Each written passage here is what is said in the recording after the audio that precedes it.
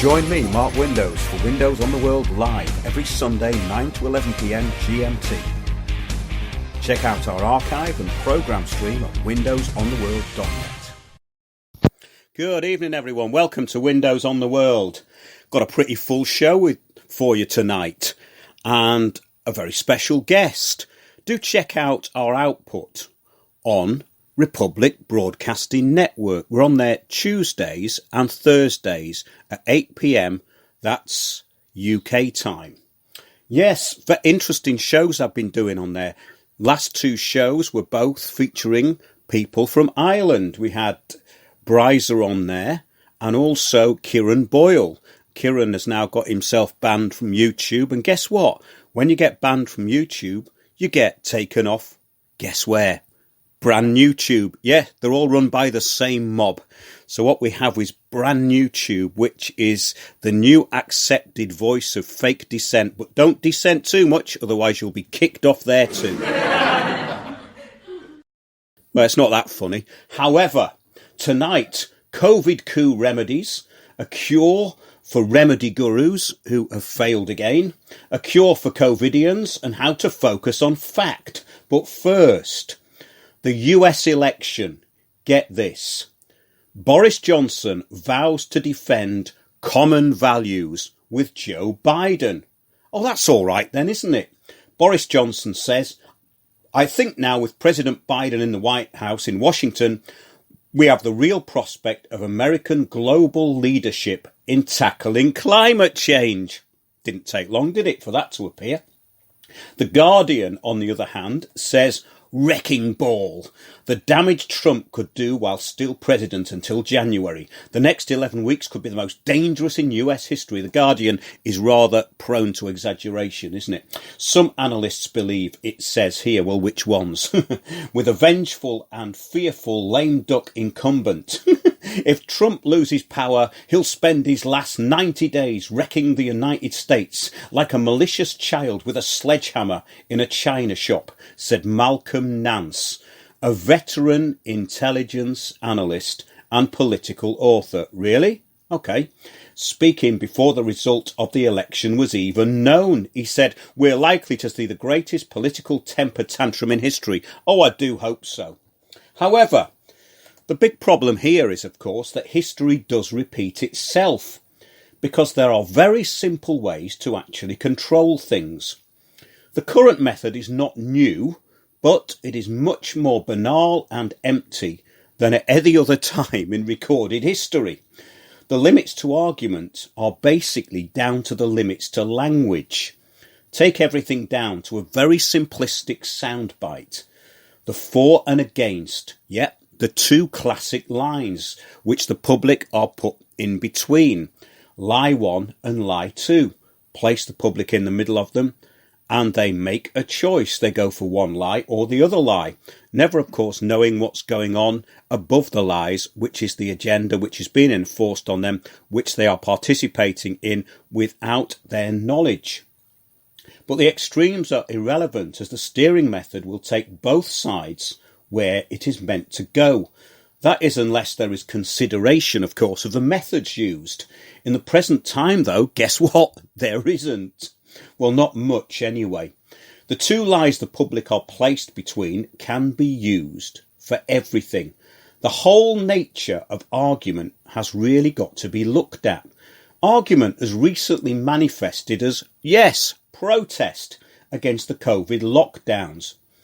We did a show called COVID, Protest and Puppets, our show from a few weeks back, and the follow-up to that show is also very interesting. That's in the archive, and it adequately describes the whole farce, whether it's people shouting about common law, arresting MPs, or bringing court cases.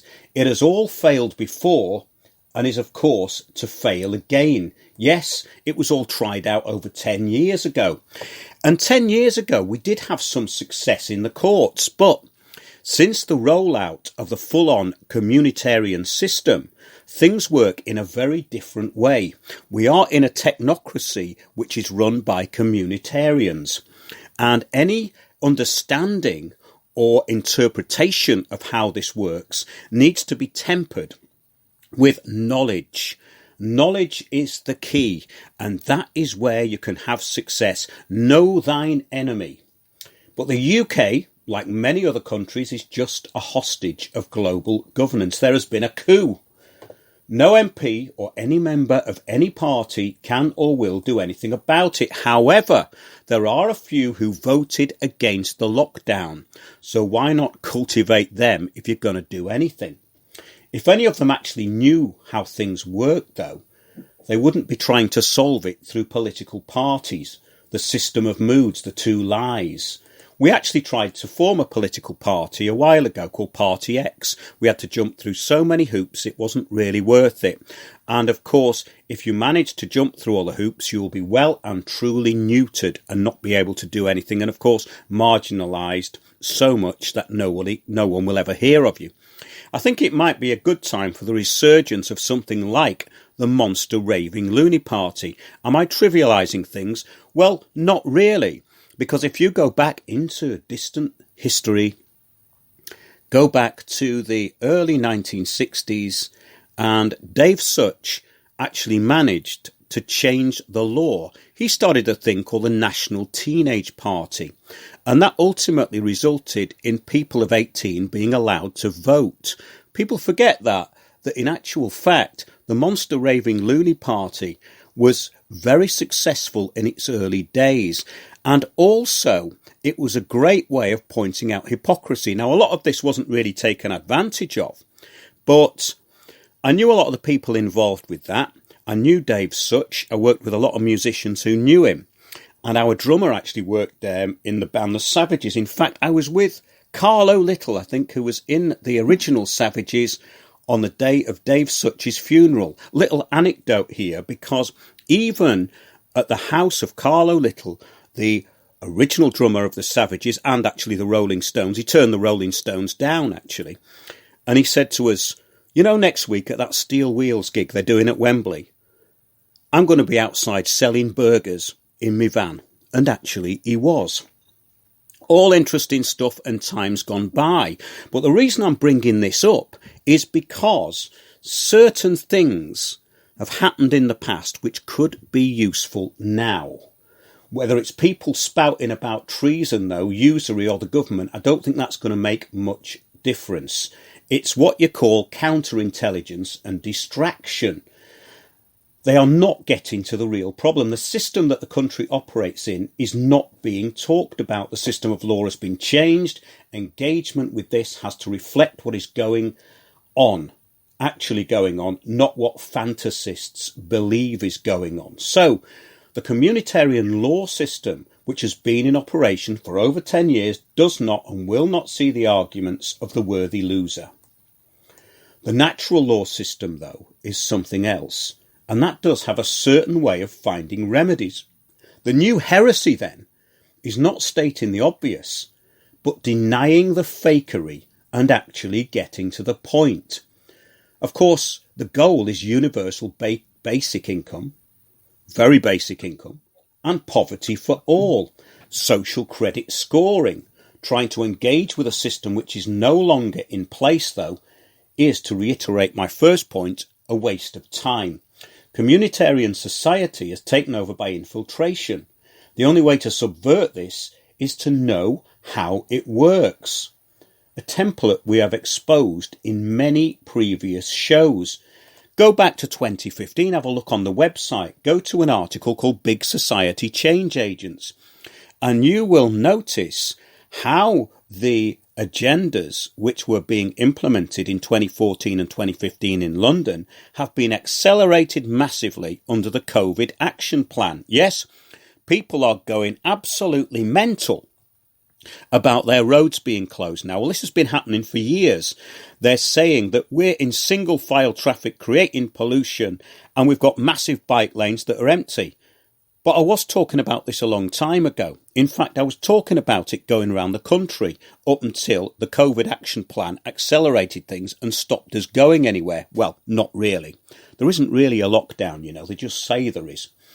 Before I bring on tonight's guest, I'm having a guest tonight, I'm going to read out something from Heretico Corombendo, the Vatican Bull of 1401, which defined people who did not go along with the official narrative.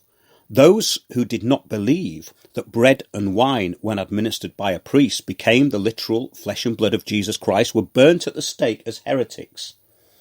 This is part of the papal bull, Heretico Corombendo, 1401. The divers, false and perverse people of a certain new sect, they make and write books. They do wickedly instruct and inform people. Now, instructing and informing people is heresy. So, anyone listening to this show is by definition a heretic, because we have, for the past 10 years, been instructing and informing people. And pretty much everything that we've ever said, apart from some of our early court cases, is on the website at windowsontheworld.net. But I'm going to give you another example of how history repeats itself. In 1539, we had an act called the Act of 6 Articles again, which reinforced the rights of the church against the individual and the power of the priest class. But the Act of 6 Articles was also known as an act abolishing diversity in opinions. Now, I've brought that one up a few times, but I think it's such a powerful thing, because I'm making a film about the heretics of the Middle Ages, Heretics of London, the Smithfield Martyrs. I'm really cracking on with that. Hopefully it'll be out sometime around or just after Christmas. So if you'd like to register your interest in the film, or even book an underground kind of talk for 6 people with a screening, you can get in touch at windowsontheworld.net. You can help us carry on at Patreon, or go to the website and there's a little button there. So if you're interested in preserving the past and getting remedies for the future, just bear that in mind. Don't do many adverts, do I? But the corporate-owned world now does the very same thing as in those acts, whether it's the BBC, Twitter, Facebook, or the disingenuous and journalist-free media. This has never been this bad. Things have never been this bad, though, not even in the Middle Ages. There have been counter-arguments allowed in the past. Now the counter-arguments are not even considered, but rejected, using not argument, but reactionary smears and insults, which have to be uniquely targeted at the common denominator. So there's no thought allowed. So why not concentrate on the few MPs who oppose lockdown and use them for the cause? It might be useful. None of them will ever be arrested, though. So also check out Common Law, how to proceed after saying I am a living being. There is a lot more to it. Turning it into something useful is the point. And a lot of these things being talked about are a very good starting point, but then you have to do a serious amount of homework. But more than that, understanding and comprehending what you're actually doing. If you do not know fully what you are doing, well, I always say, don't do it.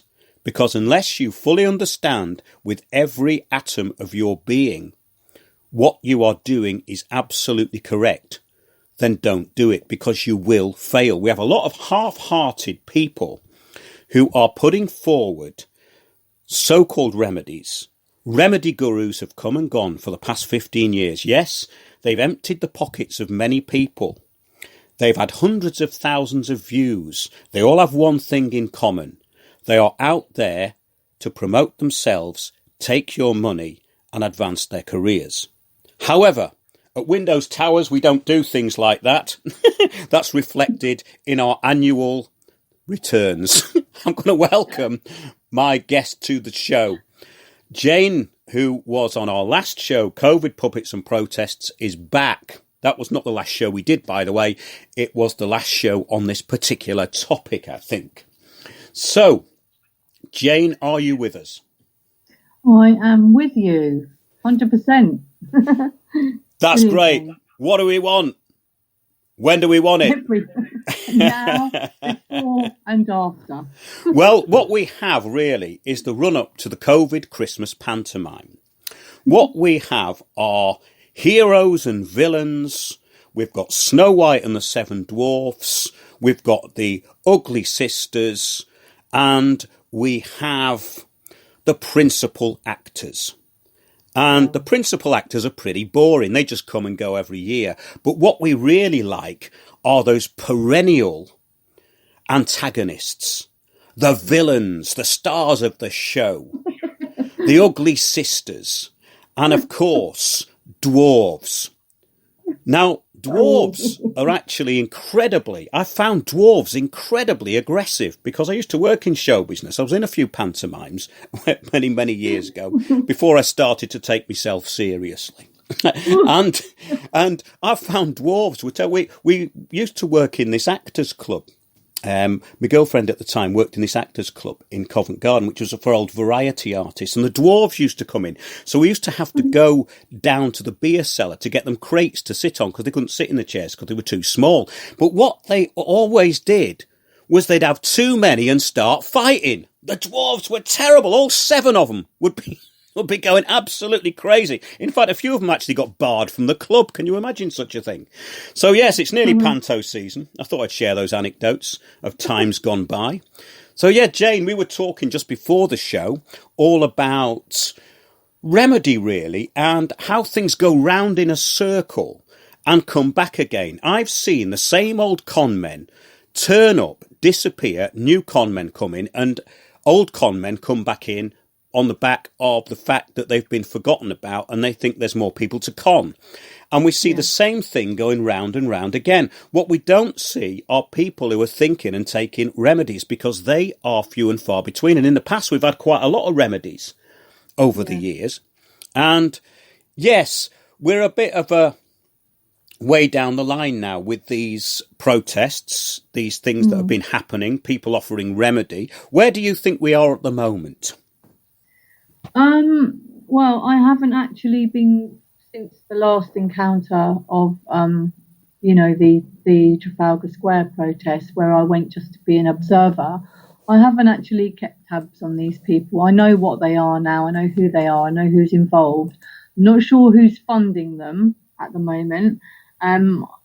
But where we are in the situation, I believe it's just, obviously there's going to be no clarity. Nothing's clear. Nothing's transparent. They're just keeping everybody, as we said, going round and round in circles, bringing in the old ones, the old activists, bringing in new ones, taking out old ones.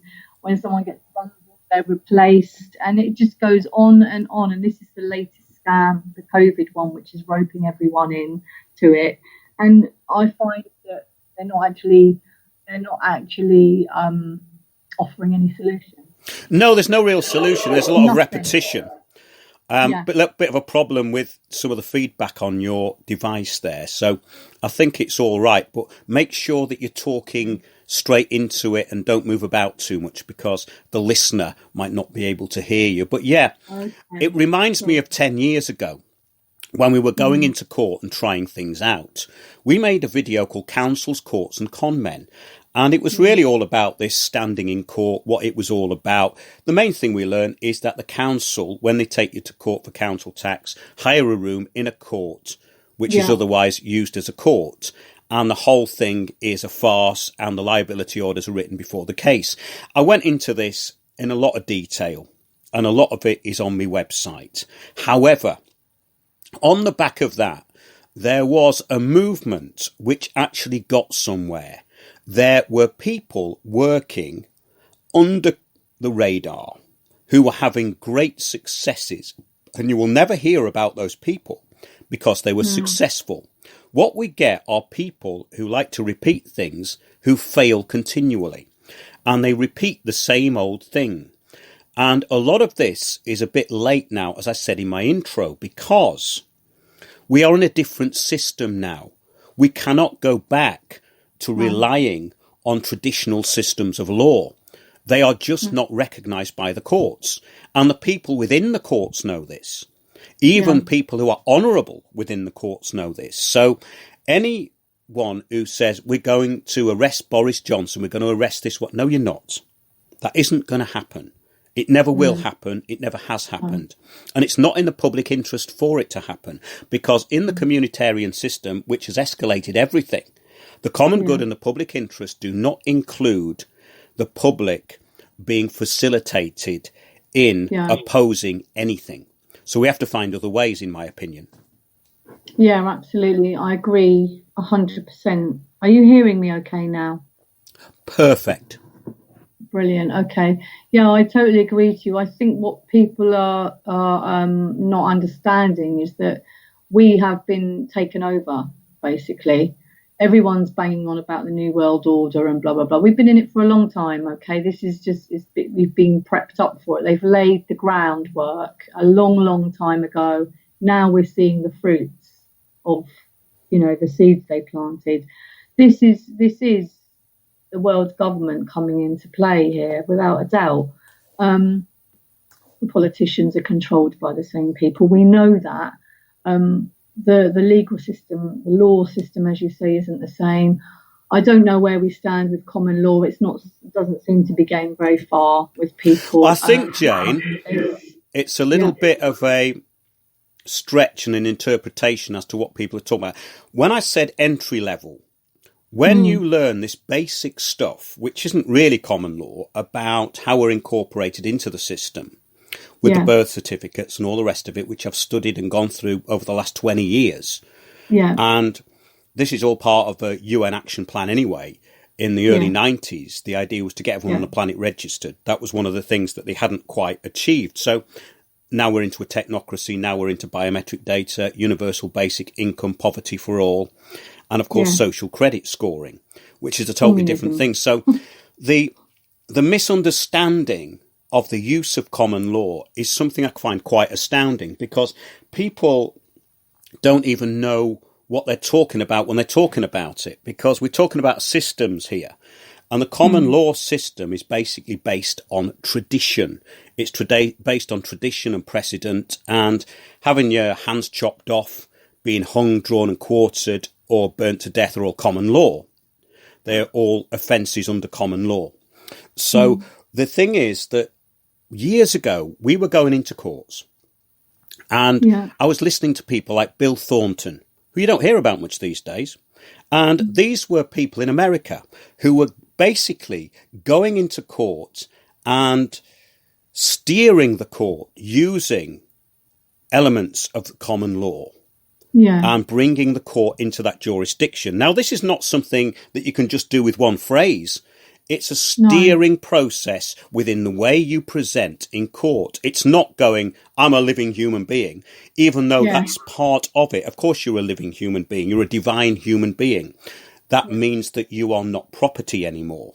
And these things are basics, but this stuff is very basic. So when you get to the next stage, you start to see the subtleties of how things work. And nobody really talks about Bill Thornton, but he was one of the real kind of influencers of what was happening. There were several others, and we used to talk to them. In fact, I was in contact with people all over the world who were doing this stuff, and we would be listening to stuff before we went into court, and it worked.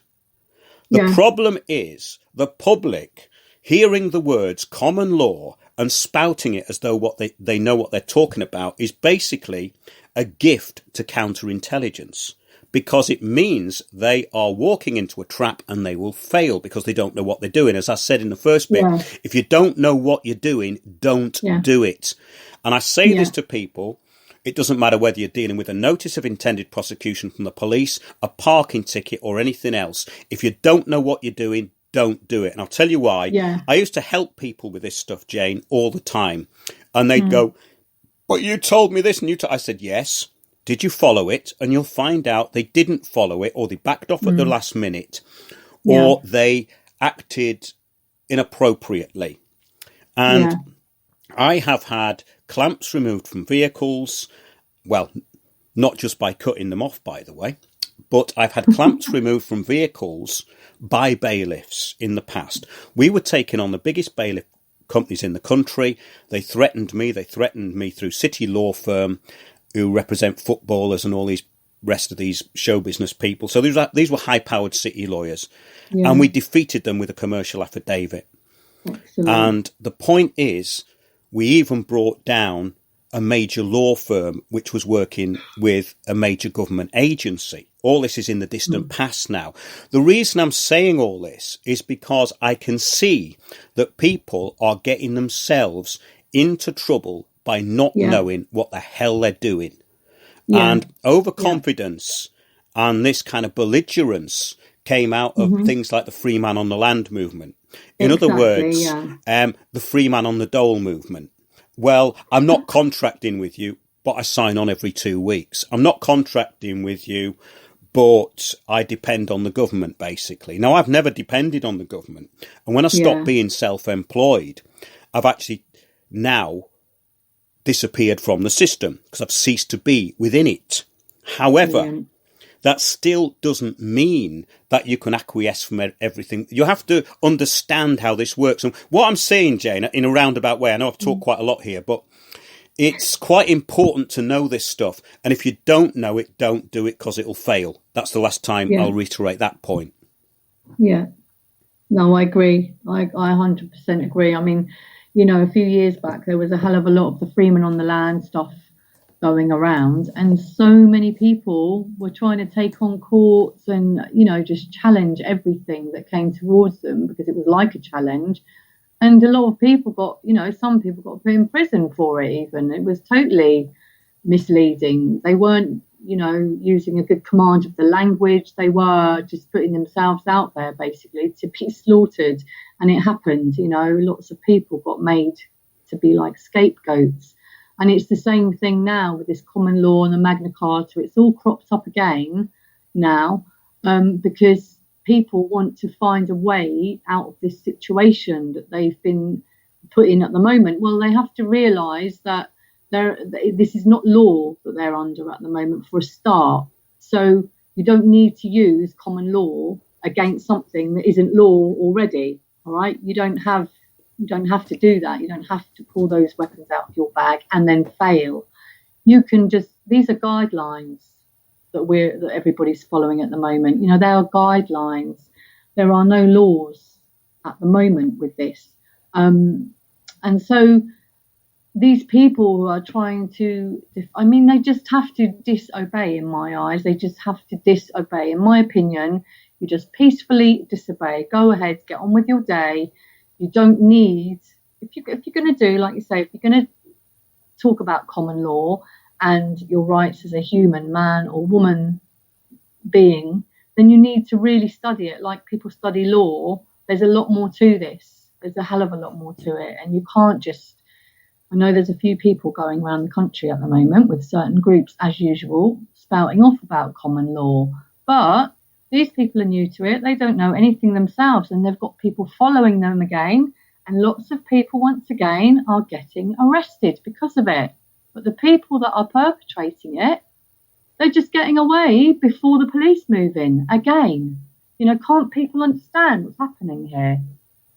Yes, interesting point, Jane, because a few years ago, there was some woman who got done for fraud, and she was hanging around with a lot of these people doing things in court based around this idea of common law freeman stuff, which is how they sort of bag it all together. Yeah. Another aside is that in 2010, I was looking for the document just before the show, but couldn't find it. It's one of these hard drives here. I've got it. It was a circular to every court in the UK, and it started in Canada because the Free Man on the Land movement started really in Canada with a fella called Rob Menard. And it rapidly moved over here. Yeah. And what happened was there was people going into court with these arguments, and a circular was sent round that courts and magistrates and judges should not engage with this. If these people persisted and they made these statements and claims, then security would be called and the police would arrive. Now, that happened when we went to Wales. It was rather comedic. You can see it in a film called Councils, Courts and Conmen on YouTube. It's still there. And that was hilarious. The police turned up with their tasers and they ended up being on our side. Apart from their sergeant, I think, who went on the side of the magistrate. So there's a kind of comedy standoff in court. We're way beyond that now. We are living in a tyranny now. Those days are over. The days when you can use the remedies that we were using 10 years ago, I think have gone, because the administrative system now does not see them, and the police are getting worse. I know this for a fact because of what happened to me well over 5 years ago. I've never known anything like that happen until I wrote an article about it, put it on the website, and many other people in the same part of the country that I'm in contacted me and told me how they'd been stitched up by the police.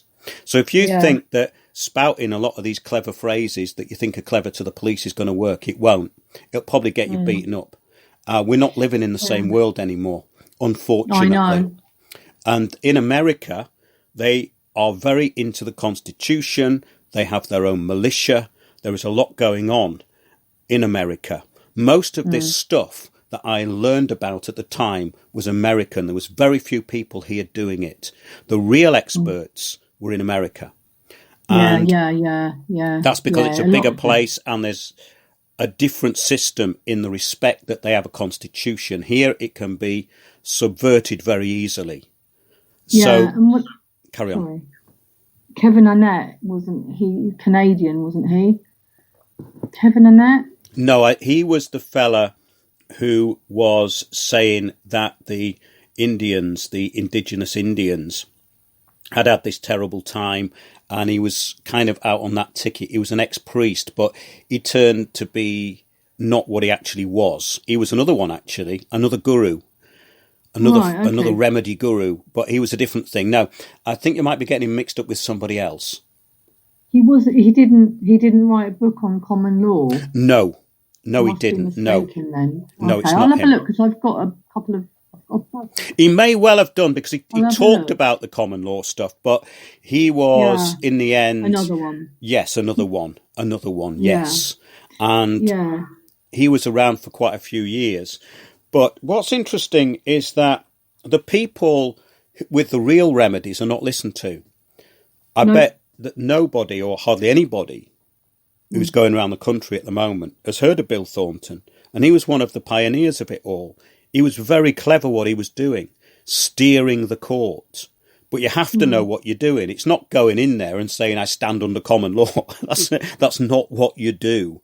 Because all of those things go without saying. What you do is you bring the elements of common law into the proceedings. Yeah. Totally different thing. You don't go making bold statements which actually don't really mean anything to a judge. Yeah, I got you. Yeah. Well, this is the trouble, isn't it? I mean, there's a lot of this. This is my point as well. These protests and everything, they're just riling the crowd up. They aren't offering any support systems or any solutions at all.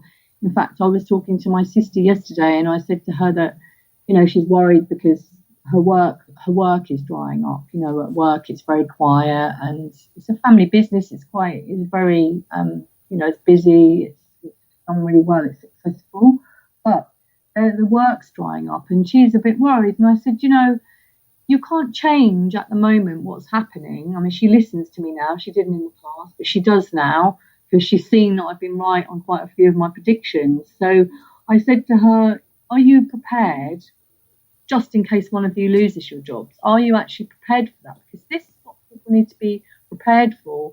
They are implementing these things in phases, all right? We need to be implementing our own protections and solutions in phases as well. We have to be ready for the next phase of what they're going to throw at us before they actually throw it at us. We've got to be prepared. What will you do when you're forced with the situation of, are you going to have a vaccine or you're not and keep your job? Are you going to have a vaccine so you can travel? They're making people produce certificates at the moment to say that they are negative to COVID to allow you to travel or to gain entrance into another country. This is not on. This is not actually, this is disgusting. And are people preparing for that? No. they're going to Trafalgar Square, running around shouting again, listening to a load of regurgitated stuff yet again, and then they're all going off to work again on Monday, probably wearing masks in their workplace. Nothing will ever change all the time that these protests are driving the people this way. There has to be solutions, Mark. Yeah, and I'm not saying that these are easy to find. In fact, I'm saying that the best solutions take a while to actually ferment and to be realised. There is no knee-jerk kind of solution. There are knee-jerk reactions, but knee-jerk solutions aren't solutions. And I think that it's the superficiality of society that makes it want to sloganeer. And we can see now that people having these protests, it's achieved nothing. It's interesting to see how the authorities are reacting when people go out. I'm not saying that it's a bad thing to go march somewhere, but the idea of, well, let's march to Downing Street, let's go to Hyde Park, let's march. Yeah, but then what? It's just something to do. It's not actually achieving anything. It's almost like being distracted. It's like a child that's distracted, that wants to run around. I'll go and throw a stick for the dog. I'm a bit bored with that now. I'll walk back again. What we're going to do next week? Let's go to a different place. I'm bored with this one now. It's all a bit like that. And there's no strategy involved at all. And the whole idea of this is to use strategy. And I've found that these things can work. I mean, the most amazing things can happen. I'm not saying they're going to with this global governance system, but what I will say about it is this, that the template being rolled out is absolutely simplistic. It has to be simplistic because the people it's aimed at have been made to be simplistic. Bravo, so yes. The idea that there is anything complicated going on, of course, is completely wrong. But what there is out there is people, as usual, trying to publicise themselves, making a lot of noise, and they're not the people who should be doing anything because they're completely incompetent and they've got nothing to say. Yeah. And this, I think, is a big problem, the repetition of it all. In fact, I can see the whole of this stuff going round and round in circles. And that, we're in the matrix. Oh, it's this. Oh, it's that. All that old nonsense. Oh, yeah. You know, I mean, the thing is that these are big concepts and they take a long time to really look into. The nature of reality is something I've been looking at for about 20 years. And anyone who gives you a simplistic definition doesn't know what the hell they're talking about anyway. You know, I mean, this. I'm generalizing here, but the information that I've got from amazing writers and mind-blowing stuff, I get sent the most incredible information all the time. So I think that there are remedies, and in the past there have been remedies in court. I wouldn't say that that's going to be the case anymore. The new system has taken a lot of that away. And I have been on the front line with all that. And what I've seen happening is what most people would describe as frightening, because it means that you cannot go to the state, which is what most people trust, for a solution. They're not going to give you one. This country has been taken over. Those people in that parliament are doing nothing but implementing what they are told. And we've been talking about this for so many years. It's now finally happened, and it's escalating. So I think that looking at the methods which the government want you to take, which is basically all go out and protest, are a good day out and good for networking, but that's where it stops. They're no use for anything else, and they're not going to change anything. The thing is, mass non-compliance can work, but most people want a day out. They don't want to fail to comply. I found this 15 years ago when I took on the council tax idea, looked into it all, stopped paying it, got to bankruptcy, got my doors banged on every 5 minutes, got my vehicles clamped. We were cutting clamps off left, right and centre. In fact, my idea was that we could bankrupt the bailiff companies if everybody stopped paying the parking tickets and took the clamps off, because one of the major bailiff companies undercut anyone else was JBW Group, who threatened to take me to court, who couldn't, because I served them a commercial affidavit, which the barrister who stamped it for me said, "You realise you don't have to do this." And I said, "Yes, I do realise that, but it's going to give them a headache, isn't it?" And he said, "It will give them more than a headache. If they want to proceed after this document, to actually respond to this document will cost them £15,000. Yeah, it's okay. not worth it for them. Now that's the point, and that is where you can win. But you do have to know what you're doing at that level. And we were trying a lot of stuff out, but it was successful. The reason you won't hear about it is because we weren't filling our pockets, talking crap to people in groups and promising them something which is not going to happen. Yeah, exactly that. And that is why they're put there. You know, that's why these organisers of protests and groups are just pinging up from everywhere, unknown people, suddenly controlling hundreds and hundreds of people with no organisation apart from get there. They're not teaching people. I'm a great advocate for non-compliance, peaceful non-compliance, you know. People have had the chance to down tools and stop this country if they wanted to. They're spineless. I'm sorry to say, but this country has lost its balls and its spine. And everybody's angry at something. They don't know where to vent it. They are just, you know, they're just walking into their own demise, basically, all these people, you know. I don't wear a mask. I won't wear a mask. And, you know, I've had a couple of people trying to start fights with me in cafeterias and other places because I've got a hidden illness, and I will not wear a badge to tell you that either. You know, it's the, like, what's it called? The sympathisers in the war. What's the conscientious objectors in the war?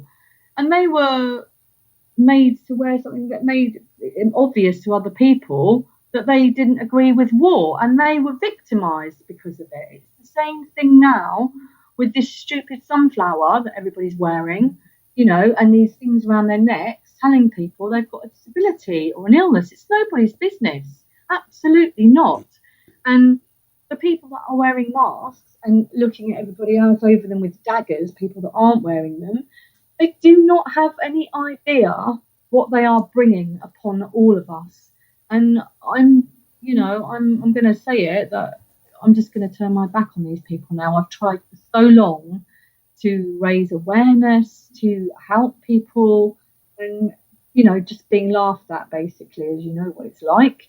And it's time for people who do care about what's about to be brought onto us, that we stick together and we look after each other, because we need to become stronger, you know, now. In this time, it is accelerating. It's accelerating fast, you know, really fast, isn't it? This totalitarian thing that's going on around us. It's not acceptable in my life. It goes against my whole being, way that we are in society today. Completely.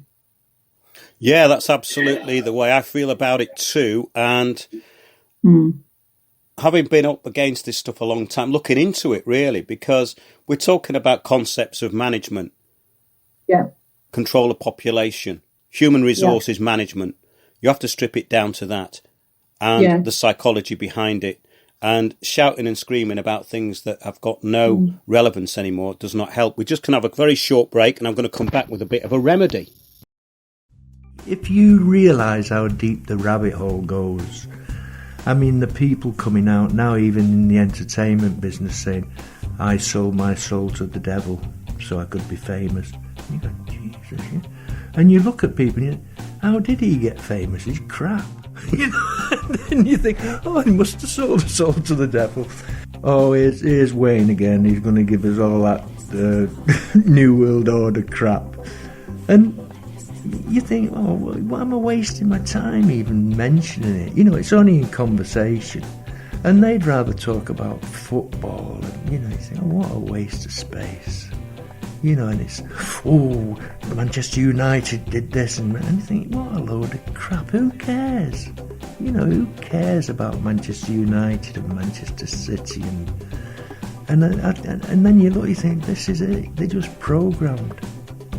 That's going to be their life. You know, women will watch soaps and men will go to football, and then you'll get up in the morning, you'll go to work and you'll do this, and then you'll finish at 5 if you're lucky.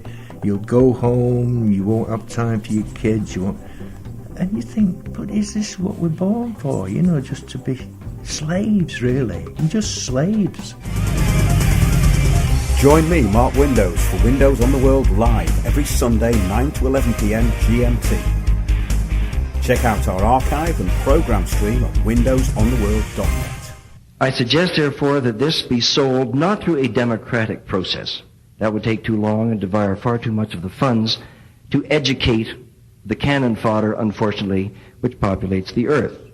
We have to take almost an elitist program that we can see beyond our swollen bellies and look to the future in time frames and in results which are not easily understood or which can be, with intellectual honesty, be reduced down to some kind of simplistic definition. That last one there was David Lang, Montreal investment banker, talking at the Denver, Colorado conference, Rio 1992. Yes, that was it. The beginning of sustainable development. That was what he was talking about, the simplistic definition for the cannon fodder, sustainable development. And it's been downhill ever since. But I just don't like change. I mean, I'm just not progressive enough. But we do have a bit of a solution in tonight's show. And we're going to be concentrating on this over the next few weeks. And it all goes down to the COVID testing. This is where I think we should, or people with a functioning brain cell, could concentrate. I was talking to my contact down in the sort of southwest area, which is the ever effervescent and energetic Susie. And Susie has been talking about this today, and I think it is, in fact, where there is a solution to be found. We can actually quote, for those people who believe the COVID cover story, Dr. Anthony Fauci. And this was actually on John Rappaport's blog, which is No More Fake News. He puts out good stuff, does John Rappaport.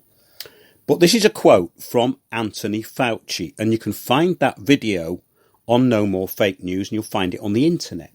Wherever you look, just look it up, Anthony Fauci, and it's the PCR testing. This is from July the 16th this year, and it was in a podcast, and it was called This Week in Virology. So if you look that up, This Week in Virology, July the 16th, 2020, Tony Fauci makes a point of saying the PCR COVID test is useless and misleading when the test is run at 35 cycles or higher. A positive result indicating infection cannot be accepted or believed. If you get, he says, perform the test at a cycle threshold of 35 or more, the chances of it being replication confident, or in other words, accurate, are minuscule. You almost never can culture a virus or detect a true positive result from a 37 threshold cycle, even 36. Now, we all know that Boris Johnson said that those PCR tests were 93% ineffective because of the way they're doing them, basically. And you can look at what Carrie Mullis said. So those three quotes should be quite useful to take around to your local testing centre and give out on bits of paper if you want to do something useful. You can, of course, stand under common law while you're doing it, but give those out and it might help, because this testing is the test. This is the test now. And of course, the Nightingale hospitals are going to be used as the vaccination facilities as things progress. So if anything could be or should be focused on, I think this is probably it. And that is the point of the week. Testing everywhere. The tests are mainly false positives. That's leading to fraud and worse, much worse. And it can be easily proved. And in the words of the perpetrators, if it's in the words of the perpetrators, isn't it even better? So the public participation in the fraud is the most important thing, as the testing is now the focus. This is in effect all that keeps the fake news COVID action plan in operation. Expose the fraud and the whole thing may well and probably will fall apart. So it's much easier arguing over statistics or any number of things which the public mainly believe. You see, if you start arguing statistics, they'll come up with counter statistics. They'll go with what they've heard. The statistics argument is really difficult now because, well, we know why, don't we? Because it's been reduced to a pack of lies. Every aspect of it is lies, but making the lie easy to prove is the trick. I'm going to be putting that on the website as a document. And I think that is an area, a very simple area to actually focus on if you want to do something. So rather than getting beaten up by the police under common law, you could just give out them leaflets. It might do a bit of good. Now, I don't want to sound terribly cynical here, but Jane, I'm afraid I am. Over to you. Oh, come on now. You know, chin up. Where's that blighty spirit? Yes. This country didn't come through 2 world wars for this. Well, actually, it did. That was the whole bloody point, wasn't it? Yeah, it's all orchestrated by the same people who are orchestrating this. Oh, get away with your conspiracy theories. I know. Terrible, aren't I? Honestly. Yeah, what a muck spreader. Yes. You know, I actually had an experience in a test centre last week. I went there with a couple of friends who decided to get their child tested because he had a little bit of a cold and a sore throat, and they are fear-mongering, paranoid idiots who follow the BBC News. So I went down there with them basically to support the child because it is the child also of one of my very close friends. So the reason they were getting the child tested was so that 4 adults who acted irresponsibly, who believe in all of this COVID hoax, they actually wanted to put a 7-year-old boy through a horrific procedure, which is not necessary at all, for the sake of 4 idiots being able to go back to work again for the system.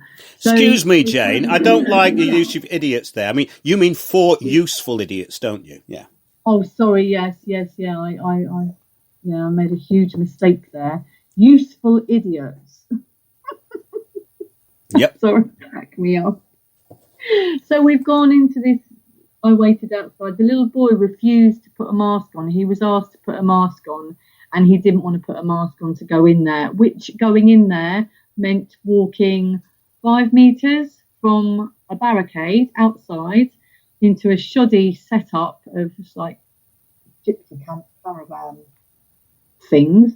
And this is a massive, a huge site for testing a dangerous pandemic.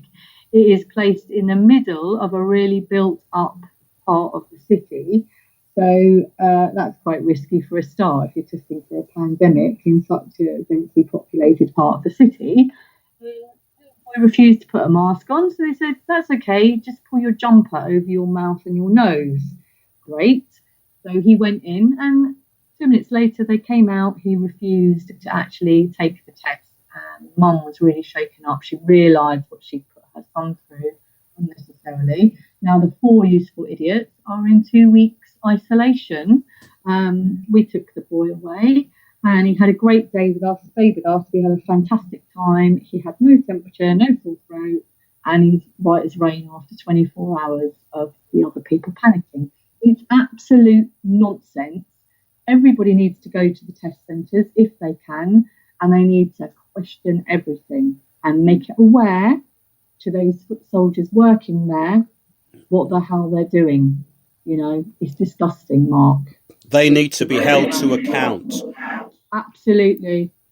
Yeah. And they need to be absolutely made aware of their own personal liability. That would be useful. That would be very useful. I agree. Yeah. Yeah. I did visit it on another occasion as well. We'd had two set test centres here, one on the outskirts of the city, which was really big, and another one which they have replaced that with because the big test centre was closed down overnight, moved, everything gone without any notice, because the council wanted their lorry park back. Boo-hoo. A lorry park is more important than testing a whole city for, a potential killer of a disease. Come on now. I don't think people really need to go and investigate these places for themselves, take pictures, take videos. Don't worry about the signs. They're just signs.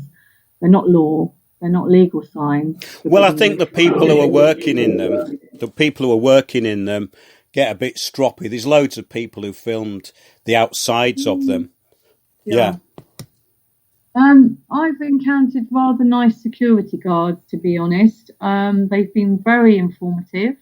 They've given me lots of information. I haven't been hostile at all. I don't approach situations like that. I like to go in, amicable, friendly, and I think that you tend to get more information out of people when you play a kind of innocent role and, what's going on here then? And, you can get, if you're polite and friendly and give it a nice warm approach, people open up to you. And I got a lot of information out of them. I'm a living man standing under common law, and I demand that you tell me what the hell you're doing in there. That's what we should be doing, Jane. What you pussying about for? This is no good. We're in a pandemic, for God's sake. Oh, sorry. Hang on a minute. Let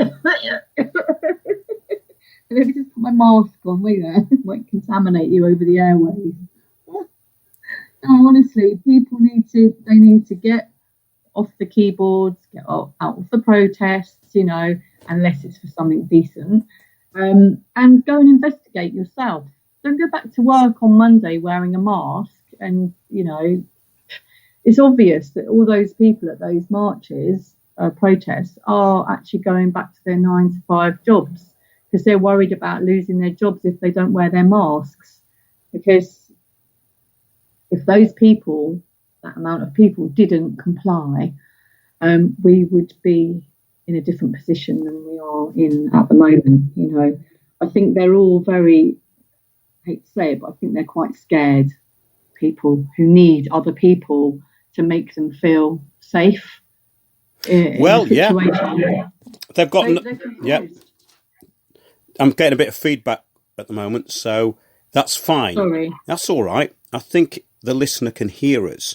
But what I was going to say was that really, if they knew what this was all about and that it's not going back to normal, then they might have a different attitude, because you are going to lose everything and you won't have any property, you won't have a house, you won't have anything. So you've got nothing to lose. So let's get into it. Yeah. Exactly. Absolutely 100%. You have to, this is what my point is about those people at the protest. They're not informing people and they're not giving solutions. They're not helping, they're not supporting people to tell them what is about to come to them. They're going for the middle classes now, right? We said this a long time ago about Agenda 21. I told people back in 2012 that they're going to make it a cashless society. They're going to pull a massive stunt on everybody. They want your assets. They've hit the poor, vulnerable, sick people, right, for a long, long time now. A lot of them people sadly have died due to what's going on within the government. But now, under COVID, under the guise of COVID, they are going to have away so much land, assets, houses, everything. I've showed a couple of people a video of London, the centre of London, that was made by an economist. I can't remember his name. And it's shocking to watch. People don't understand. They're in these small pockets, small cities and safe little places where they cannot really see much of an effect at the moment. But if you look at the centre of London, things have gone. They're not coming back. They have gone. This is the city of London. It's finished. It's wiped out. It's not recovering. Nothing will go back to how it was.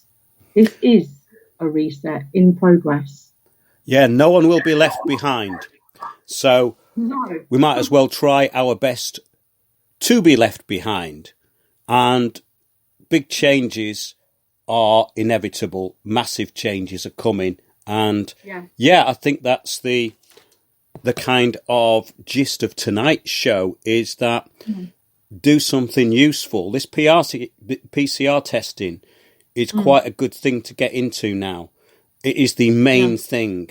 So go there and hand out some leaflets. We're going to be working on one this week, actually. We've got all the information. I think I've just given you 3 things there. It's all there. Most of our listeners would know that. But I think that's a pretty good thing to do. And I always try and put things out that our little think tank, Windows Towers think tank, is working on. So I think that's probably about it for tonight, unless you want to say anything in conclusion, Jane. I just think people need strategy. I think they need to get organised. You need to get together with like-minded people, because we are strong, absolutely 100%. Stop following the crowds, leave them behind, all right, because they are not going to be coming with us. You know, they're going to be stuck with all the others, which is exactly the intention of all these things. We need to move forward. We need to get organised, and we need to look out for each other. People like us who know what's coming, we can move along with it as it's changing, but we can have our own defences. We need it. We need each other. That's it. That's great. Kath just put into chat, I'm going to take this speaker away. Kath's just put into chat that, is this the way it's going to be? Is this the end of everything, etc.? Well, not really, because the way I see it, Kath, is that there's a 2-tier society forming. They have actually been talking about this. This is in the plans that I've seen and the documents that you've probably seen as well, Kath. So we're working on a different kind of society underneath this one, because they are not going to be able to keep track of everyone. So that's about it for tonight. And there are always solutions coming out of this show. We may not always succeed, but we do a lot of the time, and we have in the past. So our listeners out there are very switched on, and they're not that easily led. So I'm sure we can go out and do very interesting things. Please get in touch if you want to book me for a talk. And I'm doing some at the moment. There's things happening up and down the country. We don't talk about them on air because we don't need to, because those people know what they're doing, and they know what they're doing. They know how to do it and what they're doing. So those are the people who you won't get spouting off on internet radio shows about standing under whatever they want to stand under. They're just getting on with it. So that's it for this Sunday. Do join us on Tuesday and Thursday, 8 p.m. on republicbroadcasting.org, and we have very interesting guests on there. Thanks to Jane. Thanks, Jane, for tonight, and thanks to everyone in chat. See you soon.